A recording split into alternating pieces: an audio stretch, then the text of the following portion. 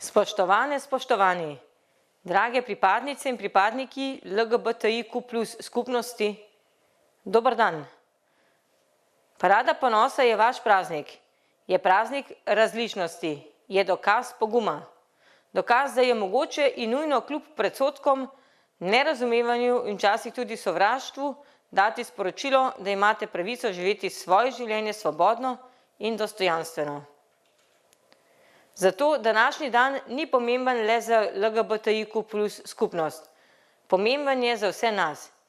Kajti demokracija se ne meri po tem, kako dobro ščiti večino. Demokracija se meri po tem, kako spoštuje in varuje različne manjšine.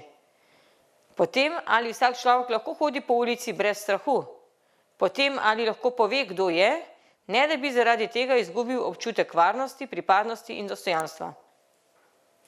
Demokracija pomeni ne le spoštovanje, ampak sprejemanje različnosti. Pravice niso nekaj, kar enkrat dosežemo in nato zavedno obdržimo. So nekaj, kar moramo kot družba vsak dan znova varovati. Nobena pridobljena pravica ni samoumevna. Zato je parada ponosa veliko več kot dogodek.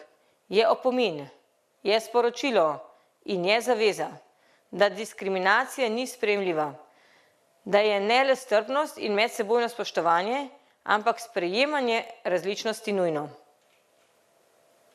Je sporočilo, da v demokratični družbi ni prostora za izključevanje, da ni prostora za sovraštvo, da ni prostora za poniževanje ljudi zaradi katerekoli osebne okoliščine, vključno zaradi spola, spolne usmerjenosti ali spolne identitete.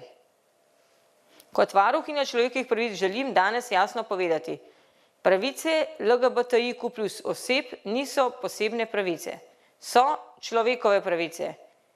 Pravica do dostojanstva, pravica do varnosti, pravica do enake obravnave, pravica do tega, da nihče ne skriva svoje identitete zato, ker bi ga bilo strah posledic.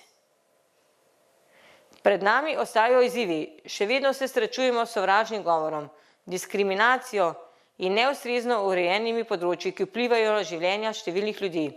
Toda vsak korak naprej dokazuje, da je sprememba mogoča. Zato danes ne praznujemo le dosežkov preteklosti. Z današnjim dogodkom glejmo tudi naprej. Gradimo družbo, v kateri različnost ne bo razlog za strah, temveč vir bogastva. In družbo, v kateri bo ponos pomenil preprosto to, da smeš biti to, kar si. Da okrepimo zavedanje, da se naša svoboda konča tam, kjer se začne svoboda drugega, v medsebojnem spoštovanju in sprejemanju. Da je mogoče presegati predsodke in stereotipe, zato je parada ponosa hkrati dokaz upanja. Kajti, kadar branimo pravice in svobodo najbolj ranljivih, branimo svobodo vseh. In kadar varujemo dostojanstvo vsakega človeka, krepimo temelje demokracije. Naj bo parada ponosa praznovanje demokracije, poguma, solidarnosti, upanja in predvsem sprejemanja raznolikosti.